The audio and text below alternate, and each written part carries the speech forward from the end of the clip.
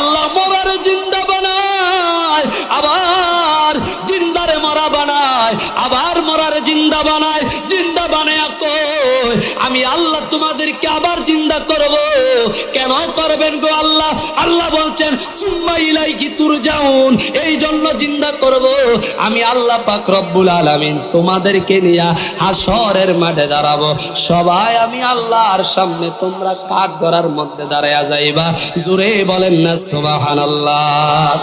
এই জন্য বন্ধুরা আমার আল্লাহর কাঠগড়ার মধ্যে আমরা দাঁড়াইতে হবে রে, আল্লাহর সামনে দাঁড়াইতে হবে, নবীর সামনে আমরা দাঁড়াইতে হবে।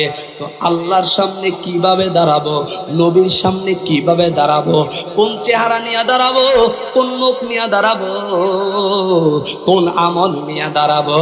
এ বন্ধুরে, এই জন্য তো আমার নবীর সাহাবী فقال رسول الله صلى الله عليه وسلم, সাহাবী বলে قال متى الساعة يا رسول الله, জবান খুলে বলেন আল্লাহু আকবার। ইয়া রাসূলুল্লাহ বলা যাবে তো? জোরে বলেন না, বলা যাবে? জোরে বলেন না ইয়া রাসূলুল্লাহ, ইয়া রাসূলুল্লাহ, ইয়া হাবিবাল্লাহ। এগুলা শুধু আমরা বলি না, আমার নবীর সাহাবায়ে কেরাম আমার নবীর সামনে ইয়া রাসূলুল্লাহ বলে ডাক দিয়েছেন। আরো জোরে বলেন না সুবহানাল্লাহ। এখন ইয়া রাসূলুল্লাহ বলে যারা মুশরিক, কাফের, বেদাত, হারামের ফতোয়া দেয়, নিঃসন্দেহে তারা কোরআন সুন্নাহর ইলম রাখে না। সাহাবায়ে কেরামের সাথে, ঈমানদারের সাথে, আল্লাহর ওলিদের সাথে তাদের দুশমনি রয়েছে। জোরে বলেন না ঠিক কিনা? আমার ভাইয়ের, আমার বন্ধুরা, এই জন্য সুন্নি মুসলমানরা কখনো এই দুশমনি মেনে নেয় না। আমার নবীর সাহাবায়ে কেরাম আমার নবীর সামনে এসে বললেন قال متى الساعة يا رسول الله, সুবহানাল্লাহ। জোরে বলেন না। আমার নবী বললেন ইয়া রাসূলুল্লাহ, ইয়া হাবিবাল্লাহ। قال ما أعددت لها, নবী গো, ও মায়ার নবী, আপনি একটু বলে দেন না কিয়ামত কোন সময় সংঘটিত হবে? মারহাবা। কিয়ামত কোন সময় সংঘটিত হবে গো নবী? আমার নবী ডাক দিয়া কয় এ সাহাবী, সাহাবী রে সাহাবী, ক্বালা মা আ'দাতু লাহা, তুমি কম বক্তা নাদান, বলো তো কিয়ামতের জন্য তুমি কি সংগ্রহ করেছ? সুবহানাল্লাহ। জোরে বলেন না। এই সাহাবী বা আমার নবী বলছেন এ সাহাবী, তুমি কিয়ামতের জন্য কি সংগ্রহ করেছো? অর্থাৎ তোমার আমলনামার জুরির মধ্যে তুমি কি সংগ্রহ করেছো? কতটুকু নামাজ পড়েছো, কতটুকু রোজা রেখেছো, কতটুকু হজ করেছো, যাকাত দিয়েছো, কতটুকু জিকির বিকির মুরাকাবা করেছো, নবীকে কতটুকু ভালোবেসেছো?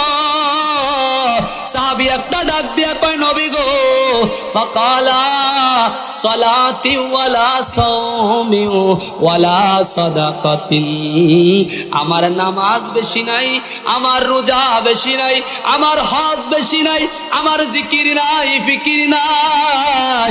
ইয়া রাসূলুল্লাহ, নবী গো, তবে আমার কাছে দুইটা জিনিস সবচাইতে বেশি আছে। জোরে বলেন না সুবহানাল্লাহ।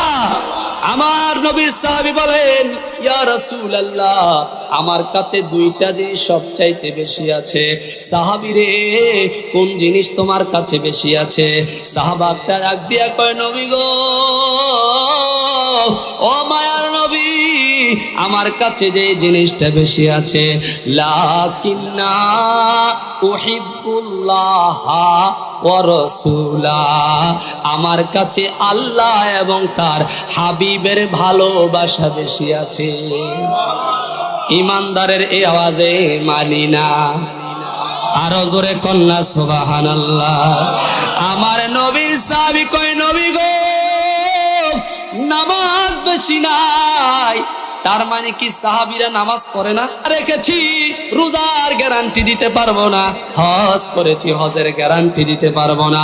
যাকাত দিয়েছি, যাকাতের গ্যারান্টি দিতে পারবো না। এ সাহাবা, কেন নামাজ রোজার গ্যারান্টি দিতে পারবে না? কারণ হইল কি, আমরা যখন এখন নামাজের মধ্যে দাঁড়াই, নামাজের মধ্যে দাঁড়াইছি আল্লাহু আকবার বইলা, কিন্তু নামাজ চইলা গেছে ব্যবসার মধ্যে। ঠিক কিনা জোরে বলেন না? নামাজে দাঁড়াইলাম আল্লাহর জন্য,